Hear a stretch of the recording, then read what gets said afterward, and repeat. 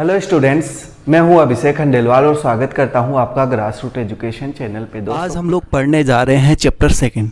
जैसा कि हमने पार्ट फर्स्ट में भी देखा था कि हम लोग इस चैप्टर को 3 पार्ट के अंदर पढ़ने वाले हैं। तो हम लोगों ने यहाँ फर्स्ट पार्ट कंप्लीट करने की कोशिश की है और एक अच्छे नोट्स जो पीपीटी के थ्रू हम लोग यहाँ प्रेजेंट करने जा रहे हैं, ताकि आपके जो कंसेप्ट है और जो एनसीईआरटी की बुक है वहाँ से कन्फ्यूज़न ना रहे। ठीक है, आपका चैप्टर है दोस्तों थ्योरी ऑफ कंज्यूमर बिहेवियर, जो कि आपको स्क्रीन पे दिखाई दे रहा होगा। ये चैप्टर पढ़ने से पहले हम लोगों को ये पता होना चाहिए कि इस चैप्टर के अंदर या ये जो पार्ट रिकॉर्ड हुआ है, इस पार्ट के अंदर हम लोग क्या क्या पढ़ने वाले हैं। जैसे मैंने आपको पहले पार्ट फर्स्ट के अंदर बताया था कि हम लोग इसको 3 पार्ट के अंदर डिवाइड करेंगे।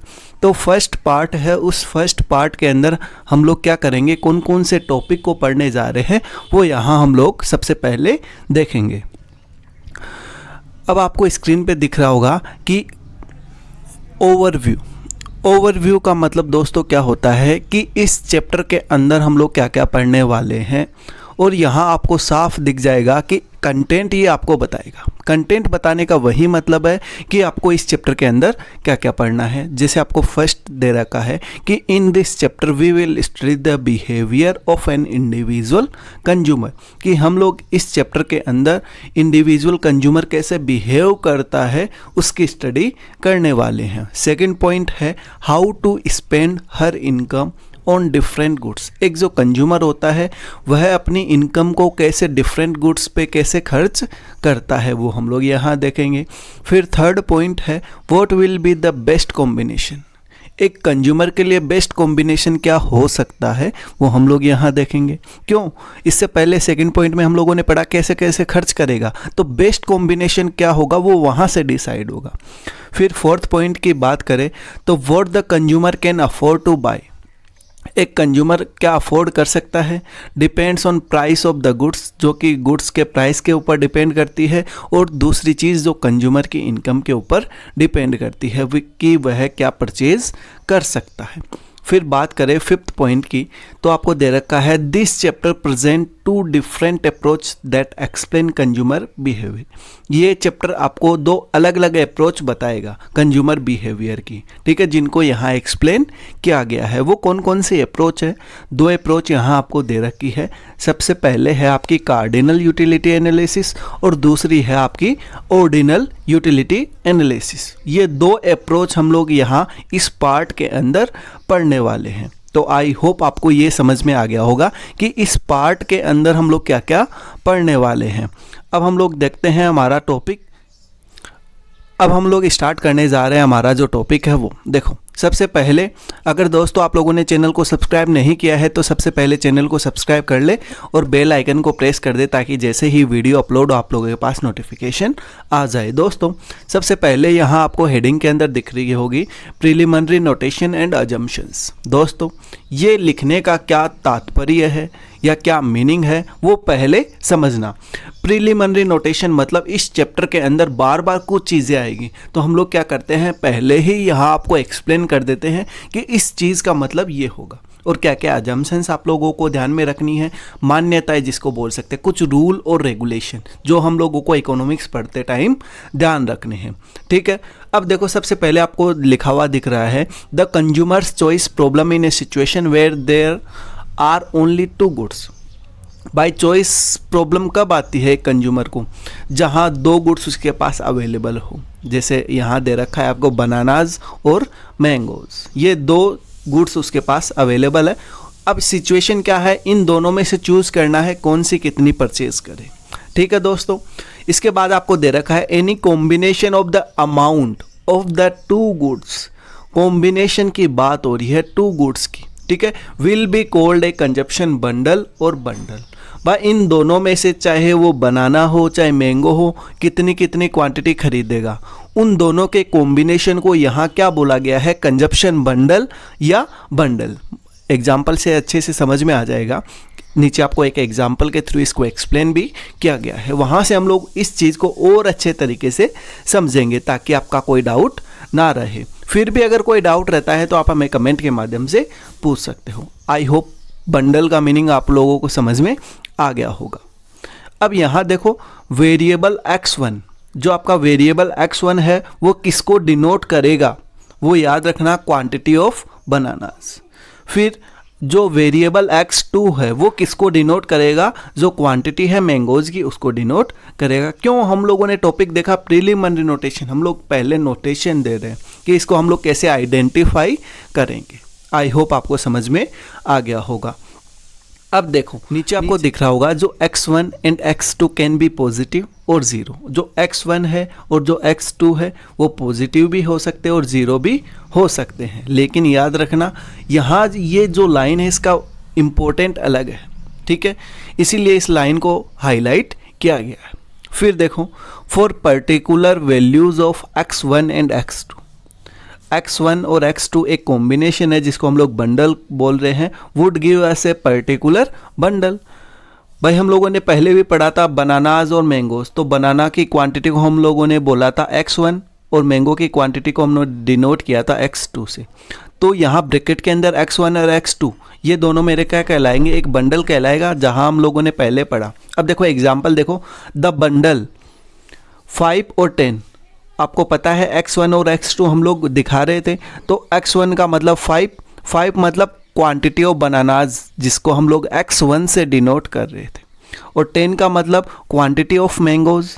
तो यहाँ देखो 5 और 10 को कैसे एक्सप्लेन किया जाएगा, कंसिस्ट ऑफ 5 बनानाज बाई 5 बनाना और 10 मैंगोज। ये हम लोगों ने एक बंडल के अंदर खरीदे हैं। फिर अगर मान लो दूसरा बंडल हो द बंडल 10 और 5, तो यहाँ इसका मतलब क्या हुआ, 10 तो बनाना हो गए और 5 क्या हो गए, मैंगोज हो गए। तो आई होप ये बंडल क्या होता है आपको समझ में आ गया होगा, और जो प्रीलिमिनरी नोटेशंस है वो आपको अच्छे से समझ में आ गया होगा। फिर भी अगर कोई डाउट हो तो आप हमें कमेंट के माध्यम से पूछ सकते हैं। और आई होप ये जो पीपीटी का माध्यम है ये आपको पसंद आया होगा। अब हम लोग देखते हैं नेक्स्ट टॉपिक हमारा क्या है। अब यहाँ बात आती है यूटिलिटी। देखो what is the meaning of utility, बहुत बार आप लोगों को दोस्तों ये क्वेश्चन देखने को मिलेगा। पीपीटी से एक्सप्लेन करने का मतलब ये है कि आपका थ्रू नोट्स ये सारी चीज़ें कंप्लीट हो जाए। देखो सबसे पहले हम लोगों ने क्या किया है, यूटिलिटी से रिलेटेड जितने भी पॉइंट्स हैं उनको हम लोगों ने क्या किया है, अलग अलग पॉइंट के अंदर डिवाइड कर दिया है ताकि काम थोड़ा ईजी हो जाए। देखो अगर बात करें यूटिलिटी की डेफिनेशन की, तो वो सबसे पहले आप लोगों को फर्स्ट पॉइंट के अंदर दे रखी है कि utility of a commodity is it's want satisfying capacity. Utility का मतलब क्या है, कोई भी जो कमोडिटी है, ठीक है, जो हमारी वांट्स को सेटिस्फाई करे या हमारी कैपेसिटी को सेटिस्फाई करे, वो क्या कहलाएगी, यूटिलिटी। आई होप आपको समझ में आ गया होगा। या अगर दूसरे तरीके से बोल दूं, the power of a commodity that satisfy our wants, it's called utility.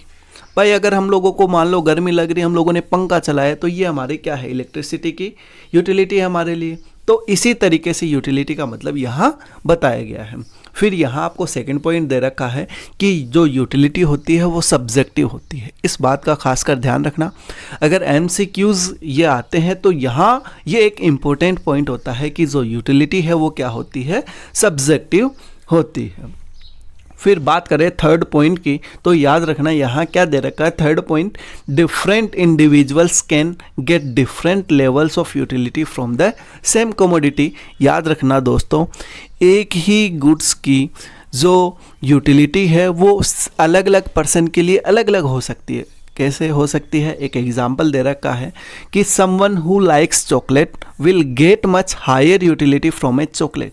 भाई जिसको चॉकलेट पसंद है तो उसको ज़्यादा यूटिलिटी मिलेगी चॉकलेट खाने से, लेकिन जिसको चॉकलेट पसंद नहीं है उसको चॉकलेट खाने से कम यूटिलिटी मिलेगी। तो यहाँ समझाने का मतलब ये है कि जो डिफरेंट लेवल ऑफ यूटिलिटी है सेम कमोडिटी की, वो पर्सन टू पर्सन अलग अलग हो सकती है। ठीक है, आई होप आपको समझ में आ गया होगा।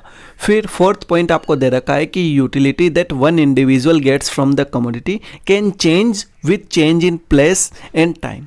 याद रखना, यूटिलिटी जो है वो प्लेस और टाइम के हिसाब से अलग अलग हो सकती है। कैसे अलग अलग हो सकती है, एक एग्जाम्पल के थ्रू यहाँ आप लोगों को समझाया गया है। Utility from the use of A room heater will depend upon weather. भाई रूम हीटर जो है उसकी यूटिलिटी वेदर के ऊपर डिपेंड करती है। ठीक है, एक इंडिविजुअल के ऊपर। जैसे लद्दाख और चेन्नई 2 प्लेस है, ठीक है। अब समर हो या विंटर हो, ठीक है, वो हम लोगों को डिसाइड करना पड़ेगा। हम लोगों ने पहले भी पढ़ा है, प्लेस और टाइम के हिसाब से यूटिलिटी अलग अलग हो सकती है, ठीक है। तो आई होप ये सारे पॉइंट आप लोगों को समझ में आ गए होंगे। फिर भी अगर कोई डाउट रहता है तो आप हमें कमेंट के माध्यम से पूछ सकते हैं। अब हम लोग देखते हैं नेक्स्ट स्लाइड हमारी क्या है। अब यहाँ हम लोगों ने क्या पढ़ा था कि हम लोग यहाँ 2 अप्रोचेस की बात करने वाले हैं। First one is cardinal utility analysis. अब ये होती क्या है, इसको हम लोग यहाँ समझेंगे। देखो, सबसे पहले यहाँ आपको दे रखा है कि level of utility can be express in numbers. अगर हम लोग यूटिलिटी को एक्सप्रेस कर सके किसके अंदर, नंबर्स के अंदर, तो ये हमारी क्या कहलाएगी, cardinal utility analysis. I hope आपको समझ में आ गया होगा कि अगर हम लोग क्या कर सकते हैं, जो यूटिलिटी है उसको नंबर के अंदर एक्सप्रेस कर सकते हैं, ठीक है। तो ये हमारी कार्डिनल यूटिलिटी एनालिसिस है। एक एग्जांपल के थ्रू आप लोगों को समझाया गया है। We can measure the utility derived from a chocolate. यहाँ बात हो रही है कि एक चॉकलेट से हम लोगों को कितनी यूटिलिटी मिली है, तो हम लोग इसको कैसे कह सकते हैं, this chocolate gives me 50 units of utility. भाई इस चॉकलेट ने मुझे 50 यूनिट की यूटिलिटी दी, तो नंबर्स के अंदर एक्सप्रेस हो पा रही है, तो ये हमारी क्या कहलाएगी, cardinal utility analysis. I hope आपको ये समझ में आ गया होगा। भाई NCERT है, ठीक है, उसके अंदर सिंपल से क्वेश्चन आप लोगों को देखने मिलेंगे कि what is cardinal utility analysis. तो जहाँ नंबर्स के अंदर यूटिलिटी को एक्सप्रेस किया जा सकता है वो हमारी क्या कहलाएगी, कार्डिनल यूटिलिटी एनालिसिस। अब बात करते हैं मेजर्स ऑफ यूटिलिटी। देखो, याद रखना 2 टाइप की यूटिलिटी होती है। एक होती है आपकी टोटल यूटिलिटी और दूसरी होती है मार्जिनल यूटिलिटी। अब ये होती क्या है, इसको हम लोग बहुत अच्छे तरीके से यहाँ समझने वाले हैं। देखो यार दोस्तों, बार बार ये सारी चीज़ें आप लोगों से पूछी जाएगी और याद रखना यहाँ विदाउट डायग्राम कोई एक्सप्लेनेशन नहीं होता है। तो जहाँ तक कोशिश हो डायग्राम्स को समझने की कोशिश करना, ग्राफिकली कैसे रिप्रेजेंट होता है उसको समझने की कोशिश करना। चलो हम लोग स्टार्ट करते हैं टोटल यूटिलिटी से। देखो, जब हम लोग बात करेंगे टोटल यूटिलिटी के अंदर जो टोटल यूटिलिटी है उसको एक्सप्लेन किया गया है, वो क्या है वो देखो। पहला पॉइंट है, a total satisfaction derived from consuming the given amount of some commodity X. कोई कमोडिटी एक्स है, उसकी जो अमाउंट हम लोगों को दे रखी है, जो हम लोगों ने कंज्यूम की है, उससे हम लोगों को जो टोटल सेटिस्फैक्शन मिला है वो उस गुड्स की टोटल यूटिलिटी है हमारे लिए। एक सिंपल सी डेफिनेशन है, मान लो मैंने 5 यूनिट कोई चीज़ खाई, तो 5 यूनिट खाने से मेरे को जितना टोटल सेटिस्फेक्शन मिला वो हमारी क्या है, टोटल यूटिलिटी। आई होप आपको समझ में आ गया होगा। सेकंड पॉइंट देखो, more fix quantity of a commodity is the commodity X provides more satisfaction to the consumer. भाई जो टोटल यूटिलिटी है कोई भी कमोडिटी की, अगर फिक्स क्वांटिटी के अंदर हम लोग बात कर रहे हैं तो ज़्यादा अगर प्रोवाइड करवाएंगे तो ज़्यादा सेटिस्फेक्शन हम लोगों को मिलेगा। फिर थर्ड पॉइंट है, TU depends on the quantity of the commodity consume. और जो टोटल यूटिलिटी है वो किसके ऊपर डिपेंड करती है कि कमोडिटी की कितनी क्वांटिटी हम लोग कंज्यूम कर रहे हैं। आई होप ये आपको समझ में आ गया होगा। फिर फोर्थ है, TU refers to total utility derived from consuming n units of a commodity x। हम लोग अगर इसको कैलकुलेट करना चाहे तो दोस्तों कैसे कैलकुलेट करेंगे वो यहाँ दे रखा है।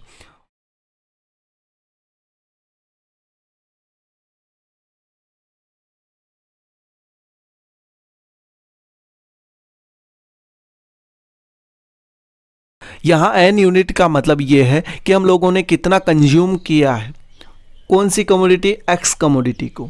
तो यहाँ कैसे इसको कैलकुलेट किया जाएगा, तो इसका फॉर्मूला लिख रखा है कि TUN का मतलब टोटल यूटिलिटी जो कि हम लोगों ने n यूनिट से प्राप्त की है। कोई भी n यूनिट मतलब कोई चीज़ की मैंने अगर 5 यूनिट खाई है तो TU हमारी क्या हो गई, 5। आई होप ये आपको समझ में आ गया। फिर marginal utility of first plus marginal utility of second plus जो भी मार्जिनल यूटिलिटी अगर 5 यूनिट है तो पाँचों से कितनी प्राप्त हो रही है, इन सब का अगर टोटल कर दे तो TUN हो जाएगी। आई होप आपको ये समझ में आ गया होगा। फिर भी अगर समझ में नहीं आया तो इसको हम लोग टेबल के थ्रू अच्छे से समझ लेंगे कि ये है क्या।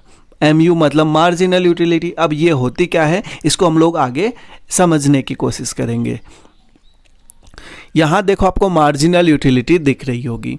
मार्जिनल यूटिलिटी को देखो एक्सप्लेन किया गया है, the change in total utility. Total utility के अंदर चेंज किसकी वजह से, consumption of 1 additional unit of a commodity. एक एडिशनल यूनिट कंजप्ट करने की वजह से टोटल यूटिलिटी के अंदर जो चेंजेस होता है वो मार्जिनल यूटिलिटी को बताता है। कैसे कैलकुलेट करते हैं वो यहाँ आपको फॉर्मूला दे रखा है कि marginal utility of n equal to total utility of n minus total utility n minus 1।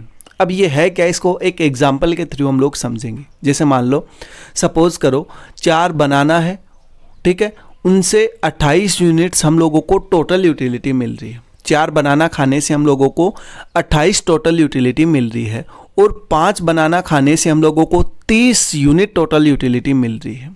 इस चीज़ को अच्छे से समझना। Clearly consumption of the 5th banana has caused total utility to increase by 2 units. भाई 4 यूनिट से 28 और 5 से 30, तो सीधी सी बात है, जैसे हम लोगों ने 5वां केला खाया तो हम लोगों को 2 यूनिट इंक्रीज हो गई हमारी टोटल यूटिलिटी। भाई पहले 28 थी, अब कितनी हो गई, 30 हो गई। तो इससे क्या पता चल रहा है कि 1 यूनिट बढ़ाने से हम लोगों को एक्स्ट्रा सेटिस्फेक्शन मिल रहा है। तो ये हमारी क्या कहलाती है, मार्जिनल यूटिलिटी। अगर इसको फॉर्मूले से कैलकुलेट करो तो देखो, therefore marginal utility of the 5th bananas 2 units. तो देखो मार्जिनल यूटिलिटी ऑफ 5, भाई हम लोग कैलकुलेट कर रहे हैं 5th यूनिट से हम लोगों को कितनी मार्जिनल यूटिलिटी मिली, तो TU5 टोटल यूटिलिटी ऑफ 5 की टोटल यूटिलिटी कितनी है 30 और टोटल यूटिलिटी ऑफ 4, तो 4 की कितनी है 28। तो 30 में से अगर 28 को लेस कर देंगे तो 5वीं जो यूनिट है उसकी मार्जिनल यूटिलिटी कितनी आ गई, 2 आ गई। तो आई होप ये आपको समझ में आ गया होगा कि मार्जिनल यूटिलिटी क्या है। इसको हम लोग एक टेबल के ज़रिए और अच्छे से समझने की कोशिश करेंगे। अब देखो यहाँ आपको एक टेबल और एक ग्राफ दिखाई दे रहा होगा। इस टेबल से और जो ग्राफ है उससे आप लोग और अच्छे से समझ सकते हो।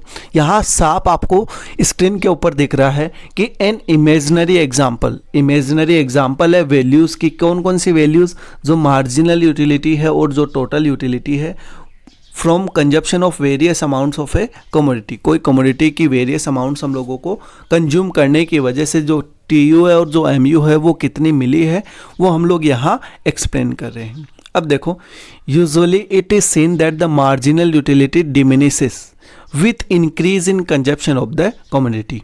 यहाँ देखो एक रूल लागू होता है, वो एक्सप्लेन करने की कोशिश की है कि मार्जिनल यूटिलिटी डिमिनिसेस होती जाती है जैसे जैसे हम लोग कंजप्शन को बढ़ाते हैं। ये कैसे होगा अभी हम लोग यहाँ देखेंगे। This happens because having obtain some amount of the commodity the desire of the consumer to have still more of it becomes weaker. भाई यार एक चीज़ समझना कि मान लो मेरे को भूख लग रही है तो मैं क्या करूँगा, अगर 3-4 रोटी खा लेता हूँ तो मेरे को फुल्ली सेटिस्फेक्शन मिल जाएगा। लेकिन यार दोस्तों उसके बाद अगर मैं जो 4-5 रोटी खाने के बाद अगर 6ठी रोटी खाऊंगा तो उससे मेरे को सेटिस्फेक्शन कम होता जाएगा, जो मिलने वाला सेटिस्फेक्शन है वो कम होता जाएगा। वो यही एक्सप्लेन करने की कोशिश की गई है। देखो आपको एक टेबल दिख रही होगी, उस टेबल के अंदर यूनिट्स हैं, 1st, 2nd, 3rd, 4th, 5th और 6th, ये यूनिट्स दे रखी है। और जो टोटल यूटिलिटी है वो आप लोगों को दिखाई दे रही है। टोटल यूटिलिटी देखो 12 है, 18 है, 22 है, 24 है और 22 है। यूनिट सबके सामने लिखी हुई है। अब क्वेश्चन ये अराइज होता है कि सबसे पहले मार्जिनल यूटिलिटी कैसे कैलकुलेट की जाती है। तो मार्जिनल यूटिलिटी का जो फॉर्मूला है वो आप सबको पता है कि हम लोग क्या करते हैं, जो टोटल यूटिलिटी है, जैसे मान लो मेरे को 2nd यूनिट की कैलकुलेट करनी हो तो 2nd में से 1st यूनिट की जो टोटल यूटिलिटी है उसको लेस कर देता हूँ। जैसे 1st यूनिट की अगर 12 है तो सामने कितनी होगी, 12। अब 2nd यूनिट की अगर कैलकुलेट करनी हो तो कैसे, 18 में से 12 लेस कर दूंगा तो कितनी आ जाएगी, 6। फिर थर्ड की अगर कैलकुलेट करनी हो तो 22 में से 18 को लेस कर दूंगा तो कितना आ जाएगा 4। अगर फोर्थ की कैलकुलेट करनी हो तो 24 में से 22 को लेस कर दूंगा तो कितनी आ जाएगी 2, और 24 में से 24 को लेस कर दूंगा तो कितनी आ जाएगी 0। फिर 6 यूनिट की अगर कैलकुलेट करूं तो 22 से 24, तो ये माइनस के अंदर चली गई है तो ये माइनस की 2। आई होप आपको कैलकुलेशन समझ में आ गई होगी। और यहाँ ऊपर हम लोगों ने पढ़ा भी था कि मार्जिनल यूटिलिटी जैसे जैसे हम लोग कंजप्शन को बढ़ाते हैं मार्जिनल यूटिलिटी डिमिनिशिस होती जाती है। और यहाँ आप लोग मार्जिनल यूटिलिटी के अंदर देख सकते हो, पहले 12, फिर 6, 4, 2, 0, -2, तो ये डिमिनिशिस होती जा रही है। आई होप आपको समझ में आ गया होगा। फिर अगर हम लोग बात करें ग्राफ की, तो जो ग्राफ है आपको 10th क्लास तक बहुत अच्छे तरीके से समझाया गया होगा, ठीक है। यहाँ देखो ग्राफ के अंदर सबसे पहले 2 चीज़ें एक्सप्लेन करेंगे। सबसे पहले नीचे जो है एक्स एक्सिस, वहाँ हम लोग क्या दिखाएंगे, क्वांटिटी ऑफ द कमोडिटी, और जो हमारी क्वांटिटी है वो कितनी है 1 2 3 4 5 6, और जो यूटिलिटी है वो हमारी कितनी है, तो यहाँ हम लोग टोटल यूटिलिटी और जो मार्जिनल यूटिलिटी है वो दोनों यहाँ लिखेंगे, ठीक है। अब कितने कितने गैप से लिखें या हमारा स्केल क्या हो ये कैसे डिटरमाइन होगा, तो यहाँ देख लो टोटल यूटिलिटी और मार्जिनल यूटिलिटी, इनके अंदर जो हाईएस्ट पॉइंट है वो 24 है, ठीक है। तो हम लोग क्या कर सकते हैं 5-5 के गैप से ये बना सकते हैं। तो यहाँ देखो 5-5 के गैप से ये बनाया गया है। अब सबसे पहले एक चीज़ लो, जैसे मान लो टोटल यूटिलिटी है, तो यहाँ आपको दिख रहा होगा जो ब्लू लाइन है वो टोटल यूटिलिटी की है। तो भाई अगर फर्स्ट यूनिट पे चले जाओ तो एक्स एक्सिस पे देखो फर्स्ट यूनिट पे टोटल यूटिलिटी कितनी है 12, तो देखो 10 के ऊपर पॉइंट लगा हुआ है 12। फिर सेकेंड यूनिट 18, तो सेकंड पे कितने 18 पे पॉइंट लगा हुआ है, थर्ड पे 22, ठीक है, फोर्थ पे 24, फिफ्थ पे 24 और 6 पे 22, और फिर इन पॉइंट्स को क्या किया है मिला दिया गया है। तो ये हमारी क्या बन गई टोटल यूटिलिटी, ठीक है दोस्तों। आई होप ये आपको समझ में आ गया होगा। इसी तरीके से मार्जिनल यूटिलिटी की बात करें तो फर्स्ट पे कितनी है 12, 12 से 12 मिला दिया। फिर सेकंड पे कितनी है 6, तो सेकंड पे 6, थर्ड पे 4, तो थर्ड पे 4, 4 पे 2, 4 पे 2, 5 पे 0, 0, 6 पे -2, तो माइनस हो गई। तो हम लोगों ने इन पॉइंट्स को मिला दिया, और जो ब्लैक डॉट वाली है वो हमारी क्या है मार्जिनल यूटिलिटी। आई होप आपको इतना समझ में आ गया होगा। कुछ चीज़ें जो आपको यहाँ ध्यान रखनी है वो मैं बता देता हूँ। स्टार्टिंग में क्या होता है, जैसे जैसे टोटल यूटिलिटी बढ़ती जाती है मार्जिनल यूटिलिटी डिमिनिशिस होती जाती है। याद रखना जहाँ TU हाईएस्ट होती है, पॉइंट्स को अच्छे से समझना, जहाँ TU हाईएस्ट होती है वहाँ MU 0। देखो 24 और 24 पे 0 हो गई है, ठीक है, और उसके बाद जो टोटल यूटिलिटी है वो गिरना स्टार्ट हो जाएगी। 24 से 22 हो गई, तो वहाँ क्या होगी जो मार्जिनल यूटिलिटी है वो नेगेटिव हो जाएगी, 0 से -2 हो गई। तो आई होप ये तीनों पॉइंट आपको समझ में आ गए होंगे, और जो ग्राफिकली रिप्रेजेंटेशन है वो भी आपको समझ में आ गया होगा। फिर भी अगर कोई डाउट रहता है तो आप हमें कमेंट के माध्यम से पूछ सकते हैं। अब देखो यहाँ कुछ पॉइंट जो आपको नोटिस करने हैं वो जो मैंने आपको बता दिए हैं, फिर भी आप लोगों को नोटिस करने हैं। वो देखो कि MU3 is less then MU2। MU3 है उसकी जो मार्जिनल यूटिलिटी है MU2 से कम है, जो कि मैंने आपको पहले भी बता दिया है। Total utility increases but at A diminishing rate. भाई टोटल यूटिलिटी बढ़ती है लेकिन उस रेट से नहीं बढ़ती जिस रेट से बढ़नी चाहिए। हर एक यूनिट बढ़ाने पे डिमिनिशिस रेट से बढ़ती जाती है। फिर थर्ड है the rate of change in total utility due to change in quantity of commodity consume is a measure of marginal utility. भाई मार्जिनल यूटिलिटी कैसे कैलकुलेट करते हैं मैंने आपको बता दिया है कि जिस यूनिट की कैलकुलेट करनी हो उसकी टोटल यूनिट में से जो पीछे वाली है उस टोटल यूनिट को लेस कर दो तो मार्जिनल यूटिलिटी कैलकुलेट हो जाएगी।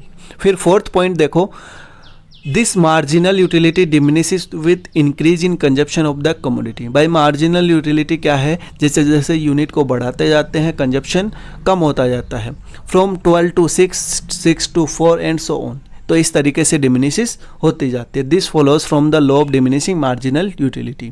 और ये किसको फॉलो करती है, law of diminishing marginal utility. खासकर इस चीज़ का ध्यान रखना, यहाँ कौन सा लॉ एप्लीकेबल हो रहा है, law of diminishing marginal utility. अब ये है क्या लो, वो आपको नीचे एक्सप्लेन किया गया है कि law of diminishing marginal utility states that, क्या कहता है, the marginal utility from consuming each additional unit of a commodity declines as its consumption increases. मैंने आपको पहले भी बोला है कि जैसे जैसे हम लोग क्या करेंगे, कंजप्शन बढ़ाएंगे, हर एक एडिशनल यूनिट से मिलने वाला जो कंजप्शन है या जो मार्जिनल यूटिलिटी है वो क्या होती जाएगी, डिक्लाइन होती जाएगी या डिमिनिशेस होती जाएगी, while keeping consumption of other commodities constant. ठीक है, तो ये हमारा क्या कहलाता है, law of diminishing marginal utility. I hope आपको ये पॉइंट समझ में आ गए होंगे, मैंने वहाँ भी एक्सप्लेन कर दिए थे, वापस एक्सप्लेन कर दिए। फिर देखो MU becomes zero at a level when TU remains constant. भाई MU कहाँ जीरो हो जाएगा, जहाँ टोटल यूटिलिटी देखो चॉइस और चॉइस कांस्टेंट है। In the example TU does not change at fifth unit of consumption and therefore MU 5 equal to 0। और fifth unit पे हमारी जो कंजप्शन है, ठीक है, वहाँ TU को चेंज नहीं हुआ है और MU 5 0 है। There after TU starts falling and MU becomes negative. और मैंने आपको बता दिया था कि जहाँ TU हाईएस्ट होगा उस हाईएस्ट पॉइंट के बाद TU डिक्लाइन होना स्टार्ट हो जाएगा और MU क्या हो जाएगा, नेगेटिव हो जाएगा। तो आई होप दोस्तों ये आपको समझ में आ गया होगा। ठीक है, फिर भी अगर कोई डाउट रहे तो कमेंट के माध्यम से पूछ सकते हैं। और दोस्तों इस चीज़ को अच्छे से समझ लेना, ये सारे नोट्स की तरह काम करेंगे आपके। ठीक है, अब देखो derivation of demand curve in the case of single commodity. दोस्तों इस चीज़ का खास कर ध्यान रखना, हम लोग बात कर रहे थे कार्डिनल अप्रोच की, और कार्डिनल अप्रोच के अंदर साफ बताया गया है कि यूटिलिटी को हम लोग किसके अंदर मेजर कर सकते हैं, नंबर्स के अंदर मेजर कर सकते हैं। तो यहाँ देखो cardinal utility analysis can be use to derive demand curve for a commodity. हम लोग क्या कर सकते हैं, कार्डिनल यूटिलिटी एनालिसिस का यूज कर सकते हैं डिमांड कर्व के लिए। ठीक है, बात हो रही है सिंगल कमोडिटी केस के अंदर, तो याद रखना सिंगल कमोडिटी केस के अंदर कौन सा रूल एप्लीकेबल होगा, तो law of diminishing marginal utility single commodity case के अंदर लागू होगा। अब ये सारी चीज़ें हम लोग और अच्छे तरीके से फिर एक्सप्लेन करेंगे। देखो सबसे पहले यहाँ एक क्वेश्चन आ रहा है कि what is demand and what is demand curve. Demand क्या है और डिमांड कर्व क्या है, वो यहाँ हम लोग नीचे एक्सप्लेन किया हुआ है, मैं इसको और अच्छे से समझा देता हूँ। देखो सबसे पहले बात करते हैं डिमांड की। Quantity of a commodity that a consumer is willing to buy and is able to afford given prices of goods and income of the consumer is called demand for the commodity। कोई भी जो quantity है commodity की, एक consumer जो उसको purchase करना चाह रहा है, जिसको अफोर्ड कर सकता है गिवन प्राइसेस के ऊपर, और जो कंज्यूमर है उसके इनकम के हिसाब से, उसको हम लोग क्या कहते हैं, उस कमोडिटी की डिमांड कहते हैं। आई होप आपको समझ में आ गया होगा। डिमांड का मतलब यहाँ समझना कि मान लो मेरे को कोई कमोडिटी परचेज करनी है, लेकिन उस कमोडिटी को परचेज करने के लिए मेरे पास उतनी इनकम होनी चाहिए, मैं उसको अफोर्ड कर सकता हूँ, और जो उसकी प्राइस है उसके अंदर, तो वो उस कमोडिटी की क्या है, डिमांड है। आई होप आपको समझ में आ गया होगा। Demand for a commodity X apart from the price of X itself depend on factor such as. भाई जो डिमांड है कमोडिटी की वो किसके ऊपर डिपेंड करती है, प्राइस के ऊपर और इनकम के ऊपर। अब देखो कौन कौन से ऐसे फैक्टर्स है जिनके ऊपर डिमांड डिपेंड करती है, वो देखो। Price of the commodities, commodity का प्राइस क्या है उसके ऊपर डिपेंड करती है। इनकम क्या है कंज्यूमर की, टेस्ट और प्रेफरेंस क्या है कंज्यूमर्स का, इन सारी चीज़ों के ऊपर डिमांड डिपेंड करती है, और ये फैक्टर्स होते हैं जो अफेक्ट करते हैं डिमांड को। इस चीज़ का ध्यान रखना। फिर बात करते हैं डिमांड कर्व की। A graphic presentation of various quantities of a commodity that a consumer is willing to buy at different prices of the same commodity while holding constant price of the other commodities। यहाँ समझना, demand को अगर graphically represent कर देते हैं तो ये क्या कहलाता है, डिमांड कर्व, और बाकी सारी चीज़ें यही है। आई होप ये आपको समझ में आ गया होगा। इसको हम लोग जब नेक्स्ट पार्ट करेंगे तो उस नेक्स्ट पार्ट में और अच्छे तरीके से समझेंगे। ठीक है, अब यहाँ आपको डिमांड कर्व दिखाई दे रहा होगा। देखो ये जो कर्व है इसको क्या बोला जाता है, डिमांड कर्व। यहाँ देखो साफ लिखा हुआ है कि hypothetical demand curve of an individual for commodity x at its different prices. X के ऊपर क्वांटिटी है और वाई एक्सिस के ऊपर क्या लिखी हुई है, प्राइसेस लिखी हुई है। अब यहाँ फर्स्ट और सेकंड पॉइंट है, उसके अंदर क्या लिखा हुआ है कि quantity is measured along the horizontal axis. Horizontal axis है उसके ऊपर क्वांटिटी को मेजर किया गया है और जो प्राइस है उसको वर्टिकल एक्सिस, तो मैंने आपको क्या बोला, वाई एक्सिस के ऊपर किसको दिखाया गया है, प्राइस को दिखाया गया है। ठीक है, अब नीचे कुछ इन्फॉर्मेशन लिखी हुई है, वो क्या है वो देखना। The downward sloping demand curve shows that the lower prices the individual is willing to buy more of commodity X at higher prices, he is willing to buy less of commodity X। यहाँ आपको explain किया गया है कि जैसे जैसे price क्या होता जाता है, इंक्रीज होता जाता है, वैसे वैसे डिमांड कम होती जाती है, जिसकी वजह से जो इसकी स्लोप है वो कैसी होती है, डाउनवर्ड स्लोप होती है, जो कि आपको दिख रही होगी डायग्राम के अंदर। इसकी स्लोप है वो डाउनवर्ड क्यों होती है, उसका रीज़न बता दिया है नीचे।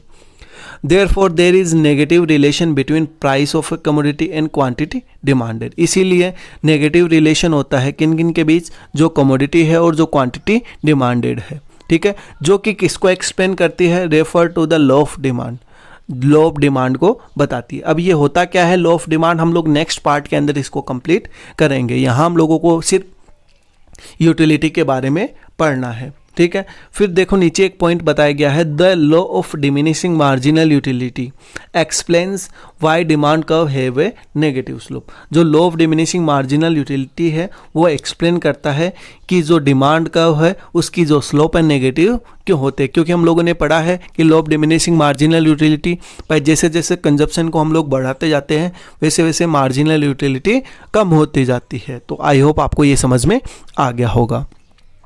अब बात करते हैं ऑर्डिनल यूटिलिटी एनालिसिस। कार्डिनल की बात हो गई, अब हम लोग बात करेंगे ऑर्डिनल। देखो ऑर्डिनल का मतलब सिंपल टू अंडरस्टैंड। फिर सेकंड पॉइंट दे रखा, but suffers from a major drawback in the form of quantification of utility in numbers. भाई यार ज़रूरी नहीं है यूटिलिटी को हम लोग नंबर्स के अंदर मेजर कर सकें। थर्ड पॉइंट के अंदर ये सारी चीज़ें एक्सप्लेन की गई है। In real life we never express utility in the form of numbers. और रियल लाइफ के अंदर हम लोग क्या कर सकते हैं, जो यूटिलिटी है उसको एक्सप्रेस नहीं कर सकते नंबर्स के अंदर। ठीक है, फिर बात करते हैं fourth, we can rank various alternative combination in terms of having more और लेस यूटिलिटी। हम लोग क्या कर सकते हैं, रैंक प्रोवाइड करवा सकते हैं कॉम्बिनेशंस को कि इससे मेरे को ज़्यादा यूटिलिटी मिल रही है, इससे कम यूटिलिटी मिल रही है। तो ऑर्डिनल यूटिलिटी एनालिसिस क्या है, जहां हम लोग यूटिलिटी को किसके अंदर मेजर कर सके, रैंक के अंदर, ना कि नंबर्स के अंदर। आई होप आपको समझ में आ गया होगा कि what is ordinal utility analysis. फिर भी कोई डाउट हो तो कमेंट के माध्यम से आप हमें पूछ सकते हैं। अब हम लोग बात करते हैं, देखो हम लोग यहाँ कौन सी अप्रोच पढ़ रहे हैं, ऑर्डिनल। और ऑर्डिनल में क्या होता है, रैंक प्रोवाइड करवा रहे हैं। तो यहाँ इनडिफरेंस कर्व याद रखना, इनडिफरेंस कर्व हम लोग कहाँ पढ़ते हैं, ऑर्डिनल अप्रोच के अंदर। ठीक है, अब देखो ये होता क्या है इनडिफरेंस कर्व। एक कंज्यूमर जो होता है वो इनडिफरेंस होता है कि वह कौन सा चूज़ करे बंडल। तो यहाँ यही दे रखा है कि a curve joining all points representing bundles among which the consumer is indifferent is called an indifference curve. मैंने आपको पहले बोला है कि कंज्यूमर क्या है, इनडिफरेंस है। इनडिफरेंस का मतलब सोच नहीं पा रहा है कि वह कौन से बंडल को चूज़ करे जिससे उसको ज़्यादा सेटिस्फेक्शन मिले। इसको हम लोग क्या बोलते हैं, इनडिफरेंस कर्व। और वापस से इसको दोबारा से एक्सप्लेन किया गया है, an indifference curve joins all points representing bundles which are considered indifferent by the consumer. यही चीज़ वापस बोली गई है। ठीक है, सेकेंड देखो, all the points such as A, B, C, D lying on the indifference curve provides the consumer with the same level of satisfaction। आप यहाँ जो डायग्राम दिख रहा है उसमें कोई सा भी पॉइंट हो, याद रखना, चाहे मैं A पॉइंट चूज करूँ, चाहे B पॉइंट चूज करूँ, चाहे C पॉइंट, चाहे D।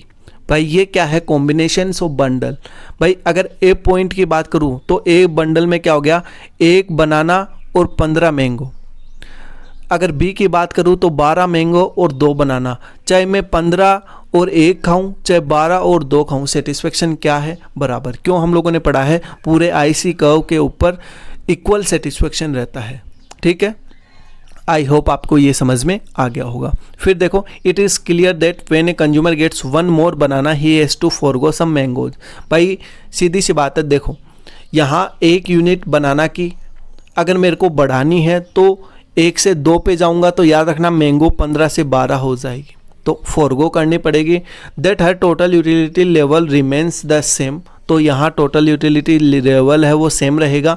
C remains on the same indifference curve के ऊपर। आई होप ये आपको समझ में आ गया होगा। अगर आप डायग्राम को अच्छे से समझने की कोशिश करोगे, कैसे बना है, कौन कौन से बंडल्स चूज़ किए गए हैं, लेकिन सेटिस्फेक्शन लेवल सेम है, तो आपको ये टॉपिक और अच्छे से समझ में आएगा। फोर्थ देखो, इंडिफरेंस कर्व स्लोप डाउनवर्ड।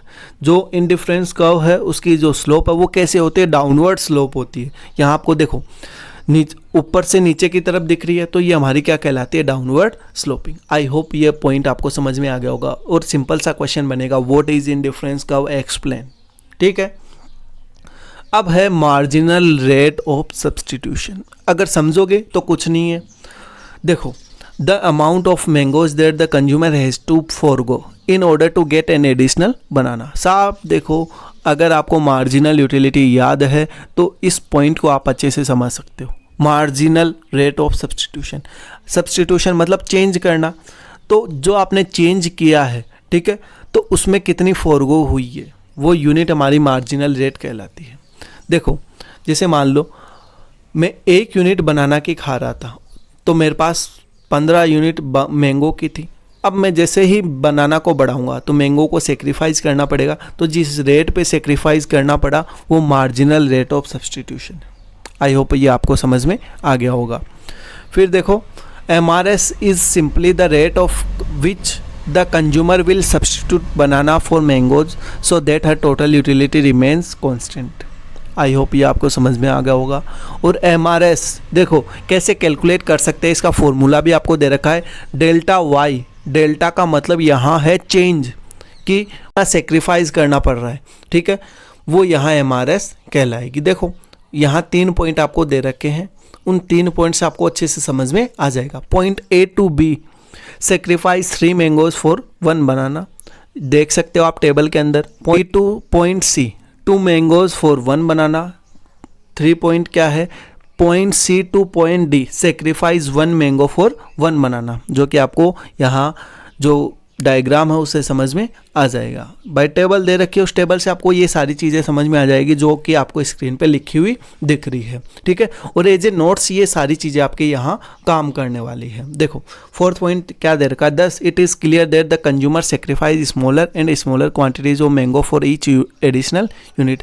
भाई वो क्या करता जाता है, सेक्रीफाइस कर रहा है जैसे जैसे बनाना स्मॉलर क्वांटिटीज़ को, तो उसको और ज़्यादा दूसरी यूनिट की कमोडिटी वो इंक्रीज होती जा रही है।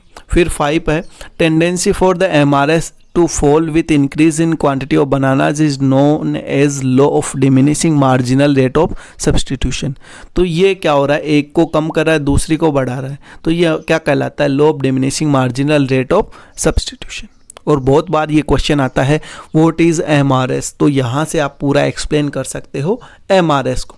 तो आई होप आपको ये सारी चीज़ें समझ में आ गई होगी। फिर भी अगर कोई डाउट रहता है तो कमेंट के माध्यम से आप लोग पूछ सकते हो। अब देखो हम लोग बात करते हैं शेप, इंडिफरेंस कर्व की शेप कैसी होती है। देखो हम लोग बात करेंगे शेप, इंडिफरेंस कर्व की शेप कैसी होती है। तो देखो यहाँ कुछ पॉइंट्स दे रखे हैं जहाँ से आपको ये सारी चीज़ें एक्सप्लेन होगी।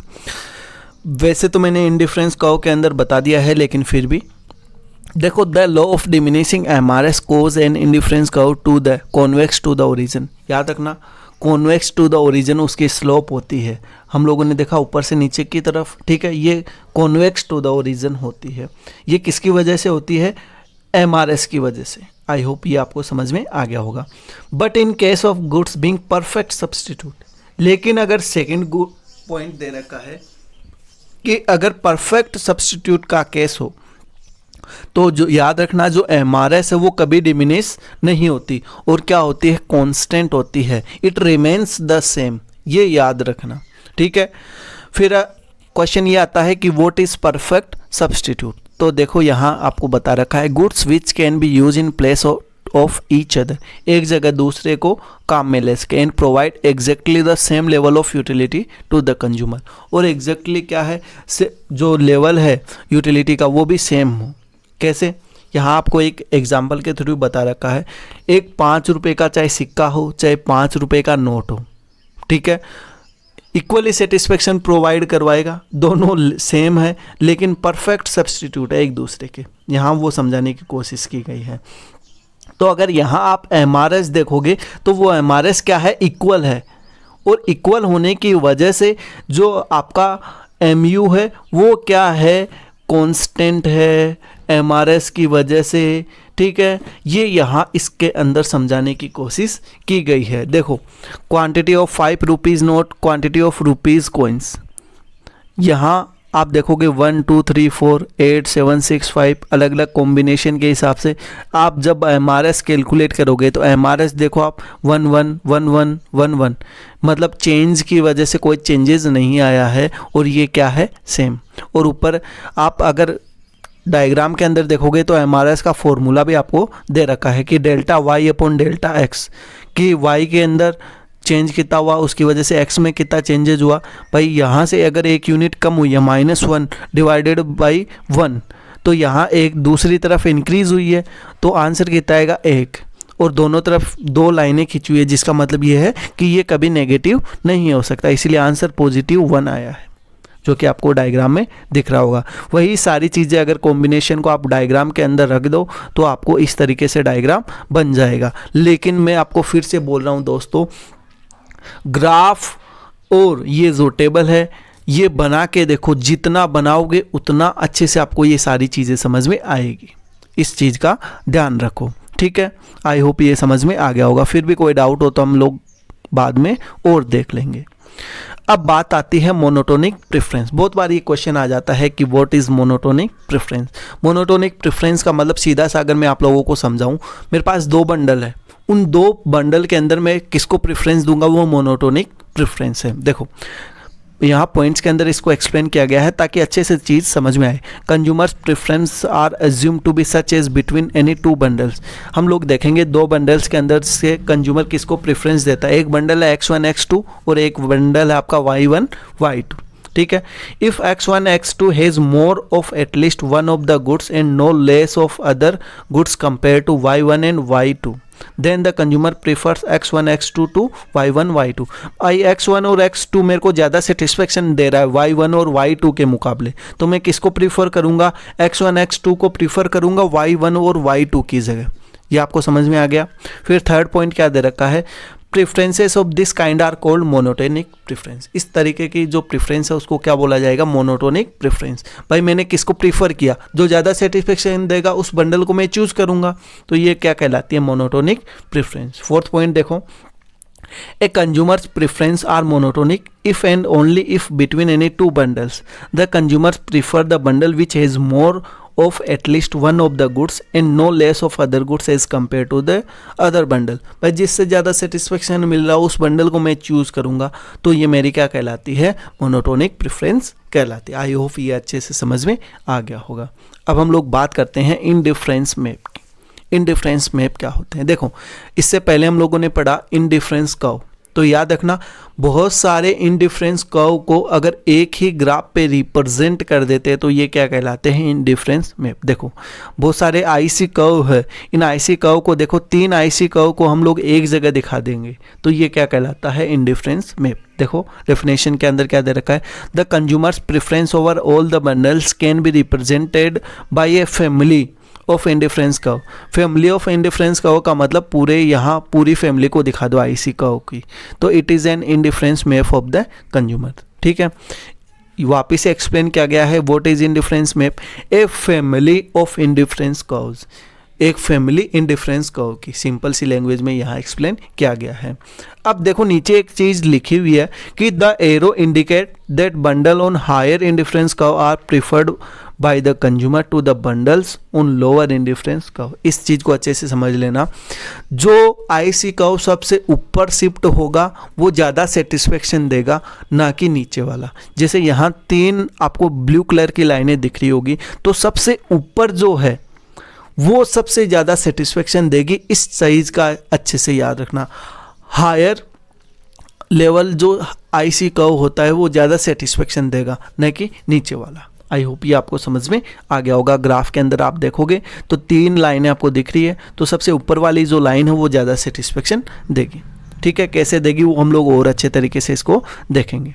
ठीक है, अब इसके बाद है आपका फीचर्स ऑफ इंडिफरेंस कर्व या करेक्टरिस्टिक्स ऑफ इंडिफरेंस कर्व। अब ये क्या है, इसको हम लोग यहाँ देखने की कोशिश करेंगे। देखो यहाँ 3 फीचर्स या 3 करेक्टरिस्टिक्स दे रखी है। पहली करेक्टरिस्टिक्स आपको दे रखी है कि indifference curve slope downward from left to right. जो इंडिफरेंस कर्व है उसकी स्लोप कैसी होती है, left to right, downward slope जिसको हम लोग बोल सकते हैं, या नेगेटिव स्लोप जिसको हम लोग बोल सकते हैं। ये पहले भी मैंने आपको बता दिया था कि इसकी स्लोप है वो कैसे होती है, डाउनवर्ड स्लोपिंग होती है। देखो slope of the indifference curve slope downward, an increase in the amount of bananas along the indifference curve is associated with a decrease in the amount of mangoes. क्यों होती है, अगर एक की यूनिट आप बढ़ाओगे तो दूसरे की कम होगी, इसी वजह से ये क्या होती है, डाउनवर्ड स्लोप होती है। आपको पहले भी इस चीज़ को समझा दिया गया है। अब हम लोग बात करते हैं सेकंड फीचर। सेकंड फीचर क्या है, higher indifference curve gives greater level of utility. मैंने आपको क्या बोला था, सबसे ऊपर जो आईसी कर्व होगा वो ज़्यादा सेटिस्फेक्शन देगा। यहाँ इस चीज़ को और अच्छे से समझाया गया है। कैसे, as long as marginal utility of a commodity is positive and individual will always prefer more of the commodity. भाई एक यूनिट है, मान लो मैंने कोई चीज़ खरीदी, मेरे को वो 10 रुपये की चीज़ 10 रुपये के बराबर सेटिस्फेक्शन दे रही है या उससे ज़्यादा दे रही है, तब तक मैं उसको खरीदता रहूँगा। ठीक है, ये समझाने की कोशिश की गई है। फिर देखो अगर आप टेबल से और ग्राफ से इस चीज़ को अच्छे से समझोगे तो और ज़्यादा समझ में आएगी। देखो कॉम्बिनेशन है ए बी और सी, क्वांटिटी है 1 2 3 बनाना की, क्वांटिटी है मैंगो की 10 10 10। मैंगो की देखो कौन हम लोगों ने सेम रखी है, लेकिन बनाना की देखो इंक्रीज कर रहे हैं। तो यहाँ ग्राफ जब देखोगे तो मैंगो की 10 है और बनाना की 1 2 3। तो याद रखना यहाँ आप साफ देख सकते हो, हायर जो है, हायर कौन सा है हमारा, आईसी थर्ड, तो ये सबसे ज़्यादा सेटिस्फेक्शन देगा। क्यों, यहाँ 10 तो मैंगो मिल रहे हैं और 3 बनाना मिल रहे हैं, तो जितना ज़्यादा मिलेगा उतना ज़्यादा सेटिस्फेक्शन देगा। IC2 क्यों नहीं हो सकता, क्योंकि यहाँ सिर्फ 10 तो मैंगो तो मिल रहे हैं लेकिन बनाना सिर्फ 2 ही मिल रहे हैं, इसीलिए ये नहीं होगा।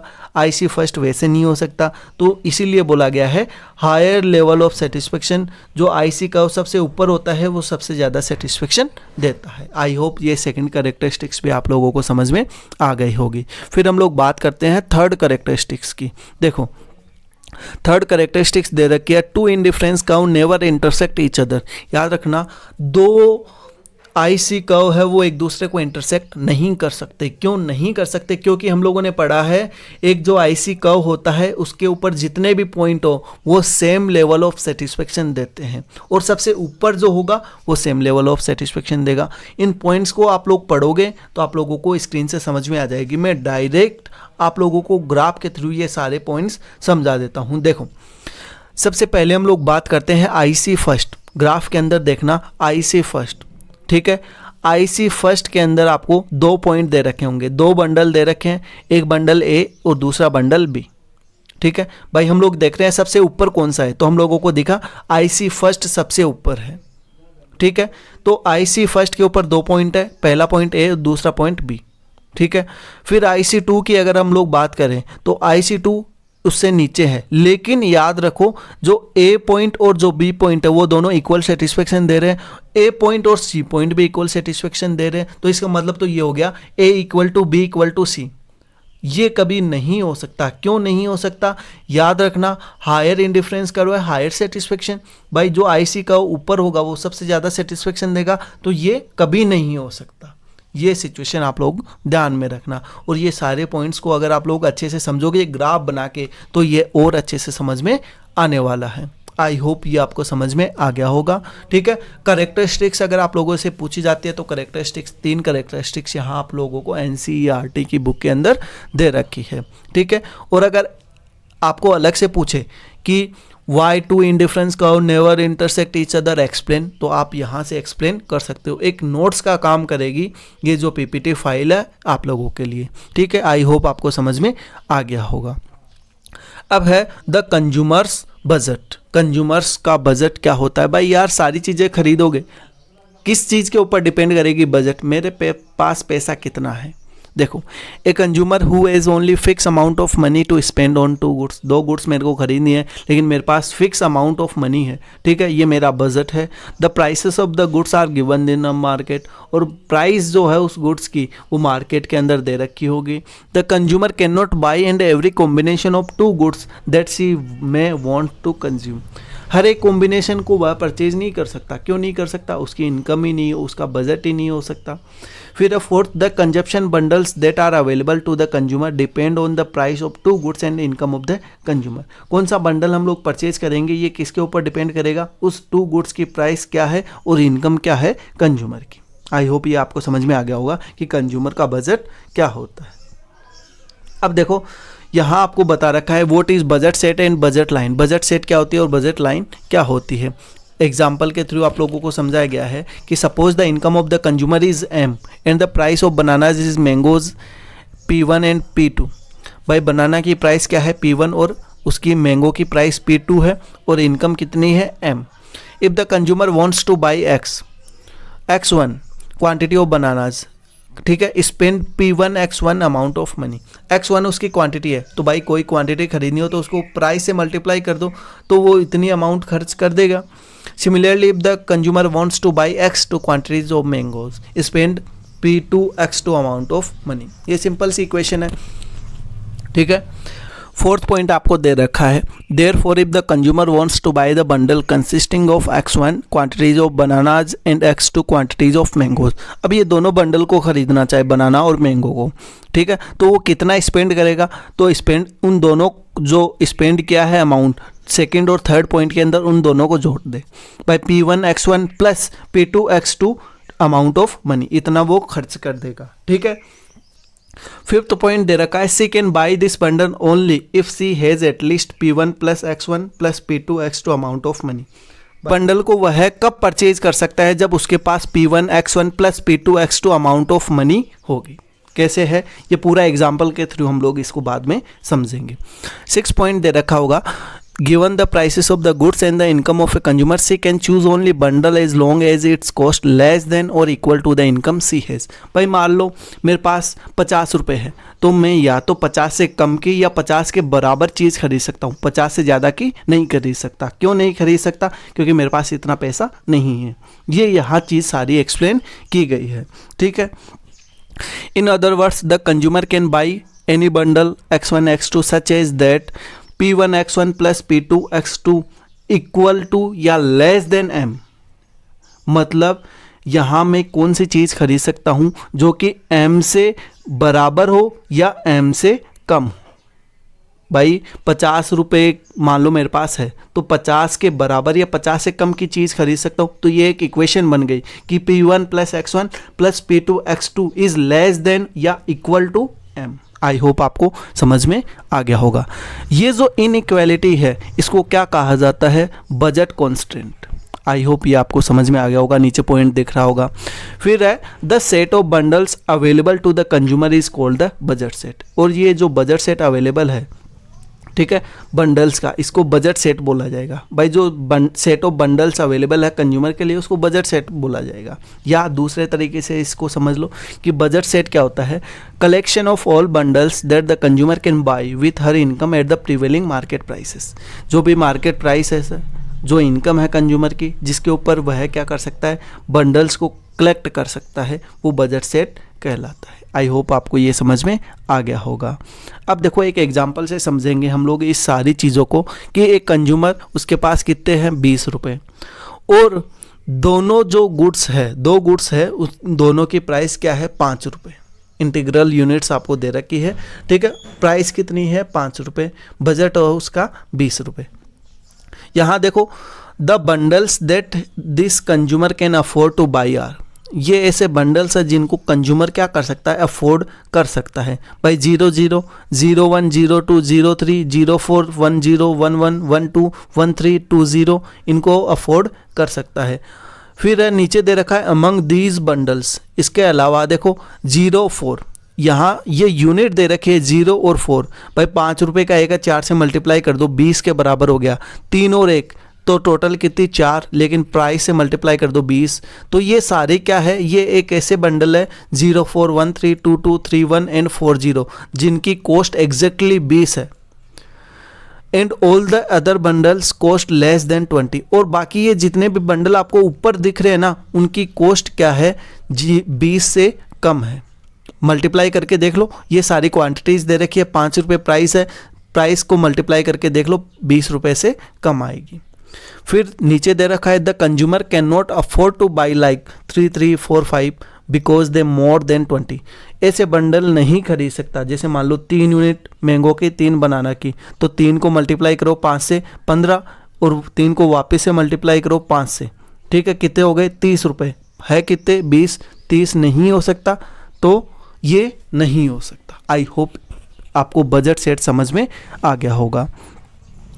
अब हम लोग देखते हैं कि all the bundles that positive quadrant which are on और below the line are included in the budget set. भाई एक चीज़ याद रखना कि मान लो 2 क्वांटिटी, अगर मान लो 2 चीज़ें, एक मैंगोज और एक बनाना, फोकस करना ग्राफ के ऊपर, इन दोनों की मैं हाईएस्ट क्वांटिटी जितनी खरीद सकता हूँ, हाईएस्ट देखो M/P2 और M/P1, ये हाईएस्ट क्वांटिटी है। यहाँ से मैंने लाइन को मिला दिया तो ये मेरी बजट लाइन कहलाएगी, ठीक है।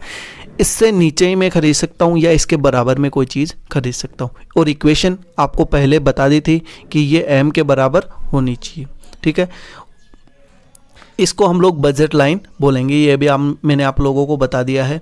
ये सारी चीज़ें इक्वेशन से सोल्व होगी। इक्वेशन मतलब अगर मेरे पास पैसा है, देखो यहाँ अगर आप देखोगे M/P2, M/P2 का मतलब क्या हुआ, M मतलब बजट, M मेरे पास 50 रुपये है, तो प्राइस सेकंड गुड्स का कितना था 5 रुपये, तो 50/5 मैं कितनी यूनिट खरीद सकता हूँ 10 यूनिट, तो मैक्सिमम 10 के ऊपर यहाँ पॉइंट आ गया।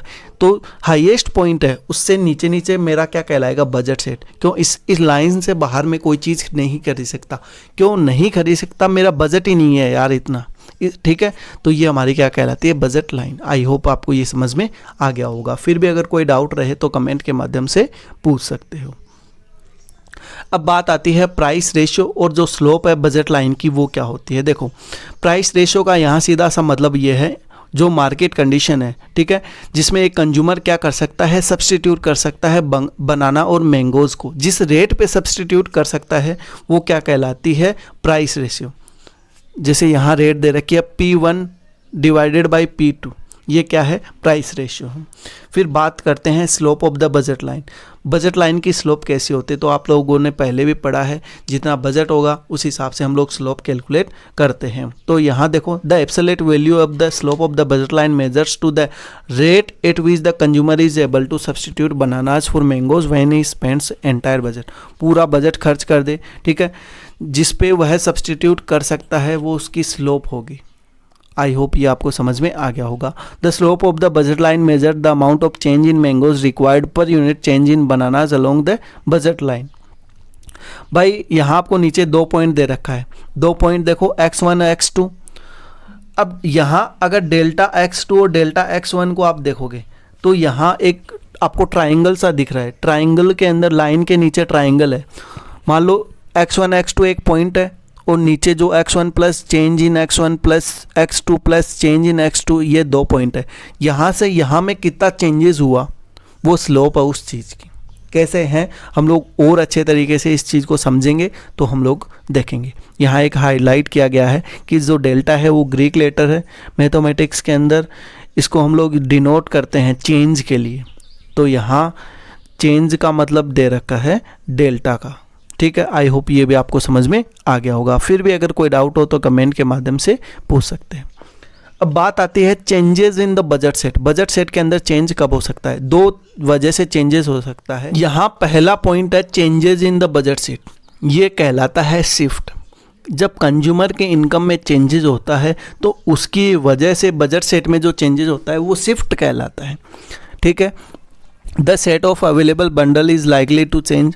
यहाँ आपको अगर डायग्राम को देखोगे आपको समझ में आ जाएगा कि पहले जो बजट है आपका नीचे वाली लाइन थी, यहाँ 2 डायग्राम दे रखा है। तो एक बार जो लाइन है वो आगे की तरफ शिफ्ट हो गई और एक बार पीछे की तरफ शिफ्ट। तो ये इसका सीधा सा मतलब ये समझ लो कि जब कंज्यूमर की इनकम बढ़ जाती है तो दोनों जो गुड्स है मैंगो और बनाना ज़्यादा खरीद सकते हैं तो आगे की तरफ शिफ्ट हो जाएगा। इनकम कम हो गई तो पीछे की तरफ शिफ्ट हो जाएगा, तो अब मैंगो और बनाना कम खरीद सकते हैं। इस चीज़ से आप समझ लो। और नीचे आपको यहाँ साफ दे रखा है, जो नीचे नीचे लाइनें दे रखी है कि कंज्यूमर की इनकम में चेंज होने की वजह से हम लोग गुड्स के रिजल्ट में चेंज होता है। क्या रिजल्ट में चेंज होगा, कम या ज़्यादा खरीद सकते हैं। ठीक है, तो जो आपका ए डायग्राम है उसमें क्या हो रही है, आपकी इनकम कम हो रही है, तो हम यहाँ देखो एम डेस P2 इतना ही खरीद सकते हैं, एम डेस P1 इतना ही खरीद सकते हैं। तो एरो देखो इधर की तरफ, फिर सेकंड के अंदर इंक्रीज इन इनकम इंक्रीज हुई तो M1 P1 से एम डेस P1 आगे की तरफ शिफ्ट हो गया, तो एरो देखो आगे की तरफ लग गया है। तो आई होप ये आपको समझ में आ गया होगा कि इनकम में चेंजेस होने की वजह से बजट सेट आगे की तरफ चला जाता है, जिसको हम लोग शिफ्ट के नाम से जानते हैं। अगर प्राइस में चेंजेस की वजह से अगर उस बजट सेट के अंदर चेंजेस होता है तो ये क्या कहलाता है, मूवमेंट। यहाँ देखो चेंज हो रहा है लेकिन एक ही पॉइंट के अंदर चेंज हो रहा है। ये जो एक पॉइंट के अंदर चेंजेस होता है ना, वो किसकी वजह से चेंजेस होता है, प्राइस की वजह से।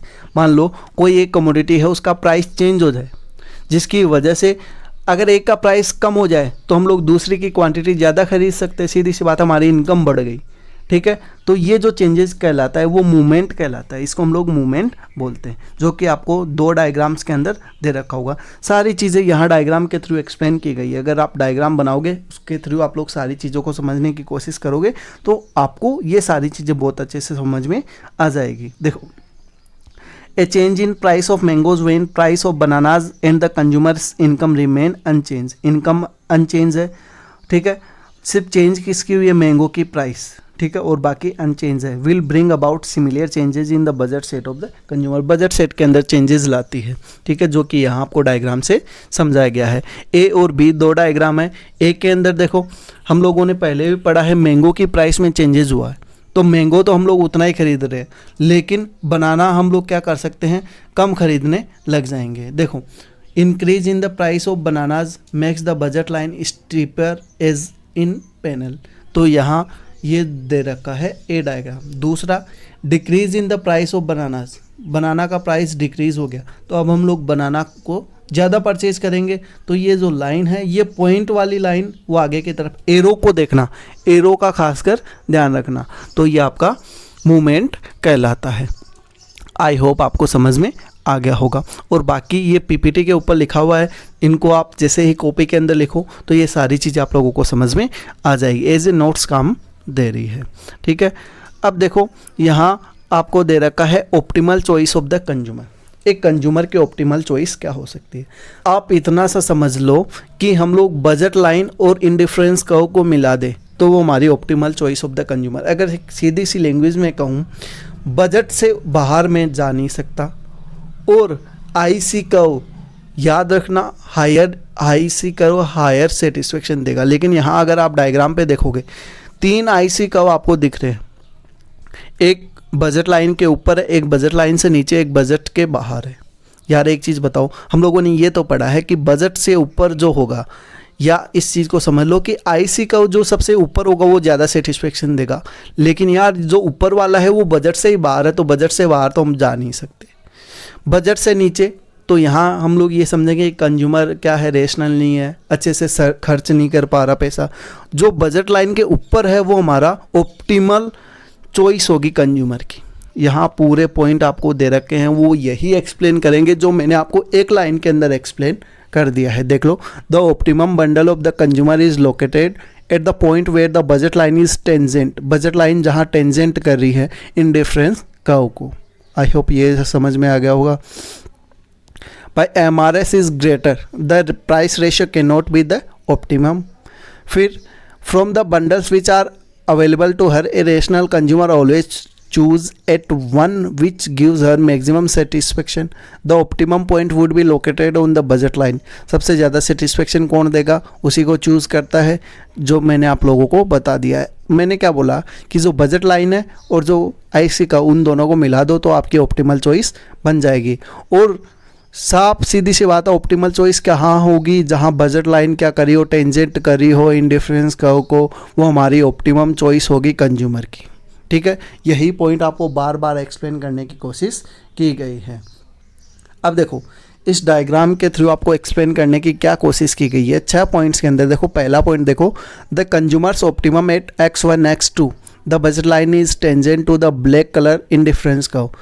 देखो ये जो टेंजेंट कर रही है ब्लैक लाइन, आपको तीन IC कर्व दिख रहे होंगे, तो ब्लैक वाली है वो टेंजेंट कर रही है, ठीक है, बजट लाइन के ऊपर। First thing is note that the indifference curve just touching the budget line in the highest possible indifference curve given the consumers budget set. भाई सीधी सी बात है, मैंने आपको बार बार बोल रहा हूँ कि बजट लाइन के बराबर, बजट के बराबर ही हम लोग खर्चा कर सकते हैं, बजट से ऊपर नहीं जा सकते। फिर third point, bundles on the indifference का अबोव द ग्रे लाइन, जो सबसे ऊपर की है उसको हम लोग अफोर्ड नहीं कर सकते, सीधी सी बात है। पॉइंट्स ऑन द इंडिफरेंस का बिलो द ब्लू वन, जो ब्लू वन है certainly inferior on the points of the indifference curve just touching the budget line. भाई नीचे वाली जो लाइन है इसका मतलब ये हमने सोच समझ के पैसा खर्च नहीं किया, ठीक है। फिफ्थ है, any other point of the budget line lines on the lower indifference curve and hence is inferior to x1 x2। भाई सीधी सी बात है, जो बजट लाइन के नीचे है वो कभी भी ऑप्टिमल चॉइस नहीं हो सकती। देयरफॉर x1 x2, ठीक है, वो कंज्यूमर का ऑप्टिमम बंडल होगा जिसको वह चूज़ करेगा। तो आई होप ये ऑप्टिमल चॉइस आपको समझ में आ गई होगी, ठीक है।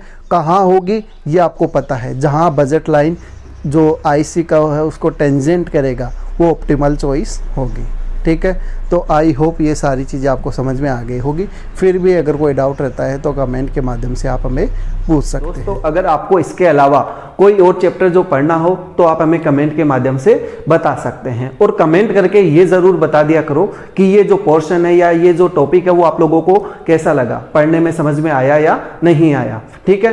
तो दोस्तों अगर वीडियो अच्छा लगा हो तो वीडियो को लाइक करें, चैनल को सब्सक्राइब करें और ज़्यादा से ज़्यादा दोस्तों के साथ शेयर करें। Thank you.